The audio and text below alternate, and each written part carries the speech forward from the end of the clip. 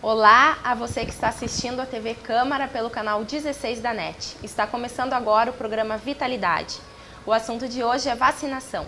Para falar sobre o tema, convidamos a médica clínica geral Vivian Pereira, que trabalha na Prefeitura de Novo Hamburgo no setor de vigilância epidemiológica e no DST-HIV há 18 anos, e o enfermeiro Edson Luiz da Silva, responsável pelo setor de imunizações da Secretaria de Saúde de Novo Hamburgo.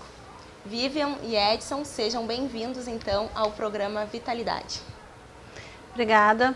Mais uma vez agradeço a oportunidade de a gente estar aqui colaborando, com um assunto tão importante como a vacinação. É importante esse espaço para a gente divulgar essas questões sobre vacinação, que é uma atividade fundamental em termos de saúde pública dentro do município de Novo Hamburgo. Quando a gente fala em vacinação, grande parte das pessoas pensa na caderneta de vacinação infantil, né? Mas o tema é muito mais abrangente. Há uma série de vacinas que devem ser tomadas em diferentes fases da vida. Quando criança é algumas, depois quando chega a fase adulta, quando vai viajar, quando idoso. E a gente gostaria de entender melhor esse universo. Vivian, qual é a importância de manter a vacinação em dia, seja em qual fase da vida for? Ok. A vacinação é uma forma muito útil de se prevenir de uma série de doenças, especialmente as doenças infecto-contagiosas que produzem, além de poder produzir doenças muito graves, pode também eventualmente acarretar deformidades importantes, como a paralisia infantil, ou enfim, pode tornar a pessoa não imunizada pode se tornar portadora de um vírus para o qual ela vai ter um grande sofrimento depois em função dessa doença. Então, assim, a importância da gente estar sempre em dia com as vacinas é que a gente vai estar prevenido para as principais doenças e as doenças mais relevantes que poderão nos deixar com uma saúde muito melhor, Nós podemos estar... e elas estão disponíveis também, a maioria delas, no serviço público de saúde.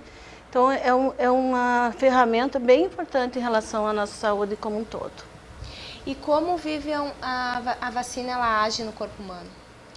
Depende, Ela pode ser através da imunização ativa ou passiva, A vacina ela é introduzida no nosso organismo ou através de um vírus vivo que está atenuado, como a gente chama, que significa que ele não vai ter condições de produzir a doença em si, mas que ele vai produzir em menor carga, pode até dar um pequeno sintoma naquele próximo período após a vacinação, mas ele não tem capacidade de produzir a doença como o vírus selvagem, como a gente chama.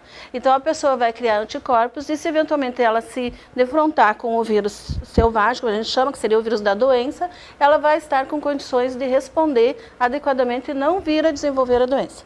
De outras formas, existem outros tipos, por exemplo, através de engenharia genética, um dos exemplos interessantes é a hepatite B, que ela é produzida de uma parte do vírus da hepatite B e não de todo o vírus. Então, a gente vai criar anticorpos, mas a gente nem vai entrar em contato com o vírus específico da hepatite B. A gente só vai criar anticorpos através de uma parte do vírus que é produzido na vacina.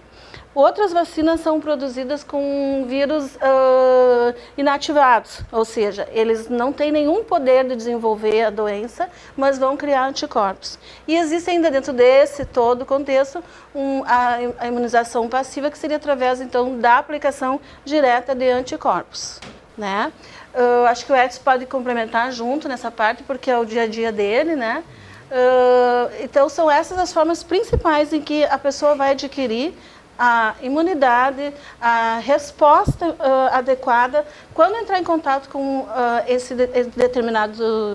determinadas doenças, enfim. E Edson, há chance da pessoa ficar doente através da vacina?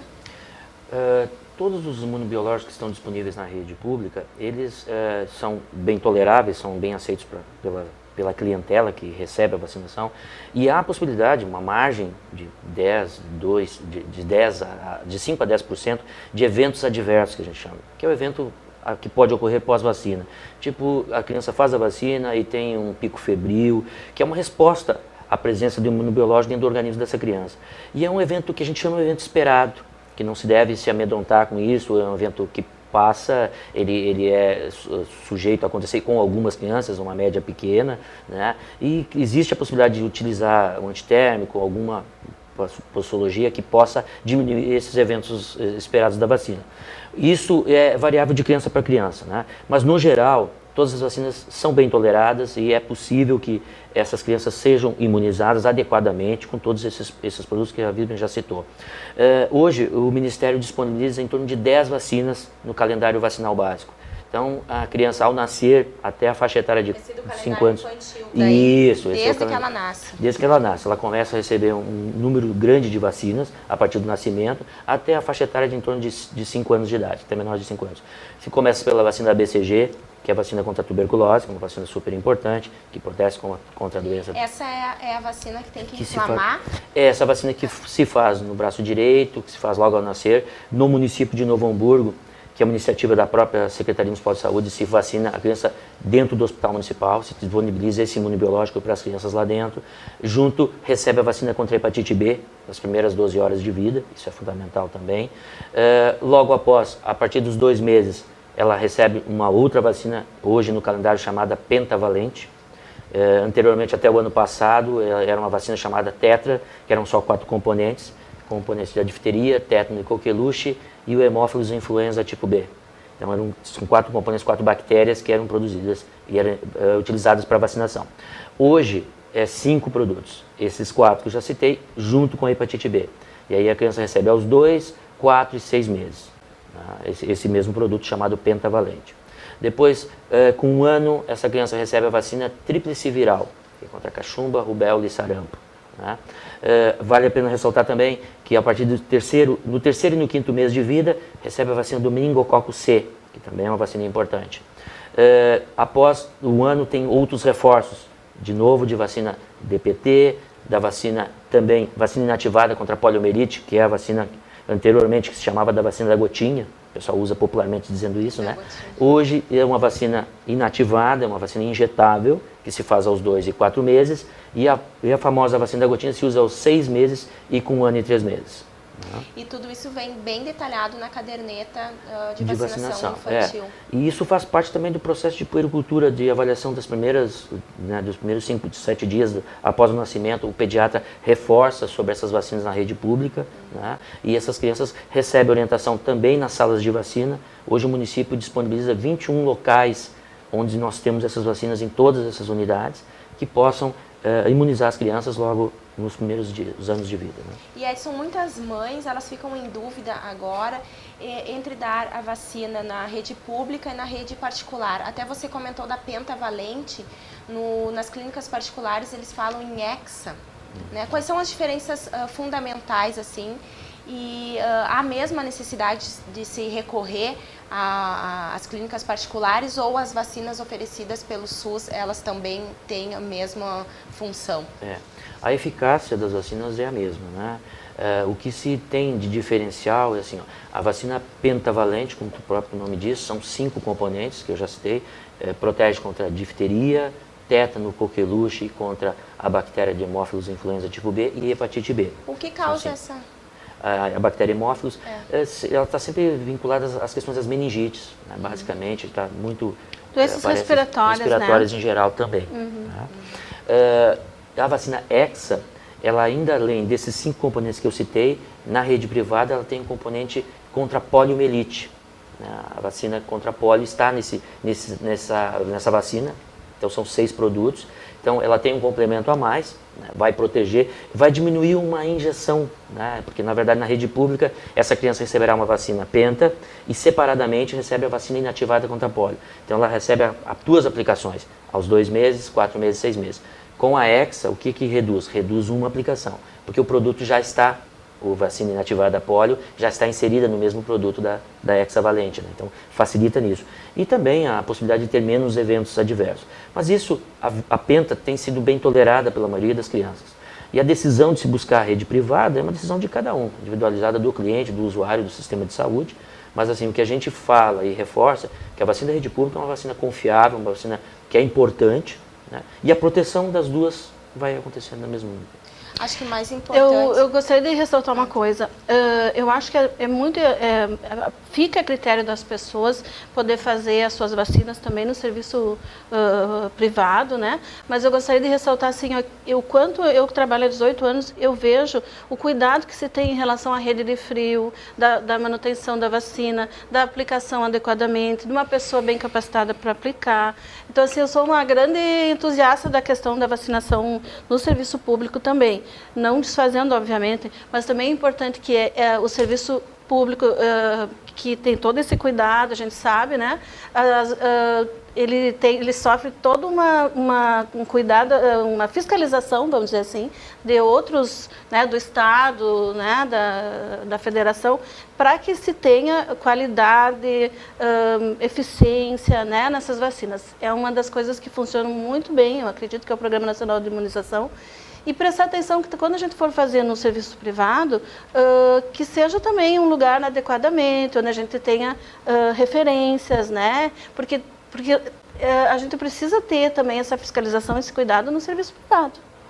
Então, o importante é que ela esteja bem armazenada, tenha sido armazenada de maneira correta. A conservação da geladeira, as vacinas devem ser toleradas entre 2 a 8 graus Celsius, isso é importante, isso vale tanto a rede pública quanto a rede privada, como disse a doutora Vivian. Então, isso é enfatizado. Na rede pública, eu falo porque sou responsável por esses 21 serviços que dispõe o município, todas as pessoas são treinadas e capacitadas por nós, pelo serviço como um todo, nós acompanhamos, monitoramos a importância também do resultado dessa vacinação. O que é o resultado? O número de crianças vacinadas, porque isso reflete a cobertura vacinal, que é um termo que para muita gente é estranho. O que isso tem a ver? Quanto mais crianças estiverem imunizadas, tu tem uma meta, tu tem um público de crianças na faixa etária de 0 a 4 anos, hoje em Novo Hamburgo de 13.900 crianças. Se 95% dessas crianças estiverem imunizadas dentro desse calendário básico, com certeza essas doenças infecto-contagiosas que a doutora Vivian ressaltou não serão atingidas na nossa população de Novo Hamburgo, porque a imunização dela está adequada. Então, a meta do Ministério é para todos os municípios, 95% de cobertura nesse calendário que eu já citei. Então, é isso que nós monitoramos. É isso que a gente se refere, que a gente tem uma cobrança de prestar contas tanto da quantidade quanto da qualidade dessas vacinas, né? O Vitalidade de hoje está falando sobre vacinação. Então, fique ligado, o programa vai para um breve intervalo comercial e voltamos já.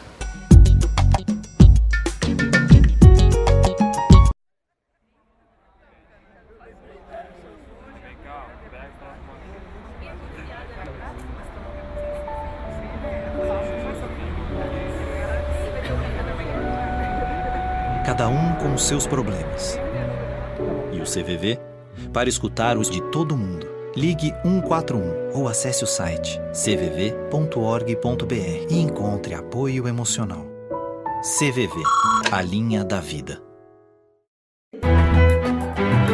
Se a liberdade e a democracia não são termos equivalentes, certamente são complementares. Sem liberdade, a democracia é despotismo. A democracia sem a liberdade é uma ilusão. Otávio Paz. Seja livre, participe da vida política de sua cidade, dê as suas sugestões, faça as suas críticas, através do site câmaranh.rs.gov.br. Um órgão público deve manter as portas abertas ao cidadão. Através da ouvidoria parlamentar, a população pode encaminhar denúncias, reclamações e sugestões relacionadas ao Poder Legislativo e outras instituições da cidade. O sigilo da identidade do usuário e as informações prestadas serão preservados. Ligue para 35940571. Você também pode mandar um e-mail para ouvidoria@câmaranh.rs.gov.br ou compareça à sede da Câmara na Rua Almirante Barroso, número 261, Centro. O horário de atendimento da ouvidoria é do 12h30 às 6h30 da tarde.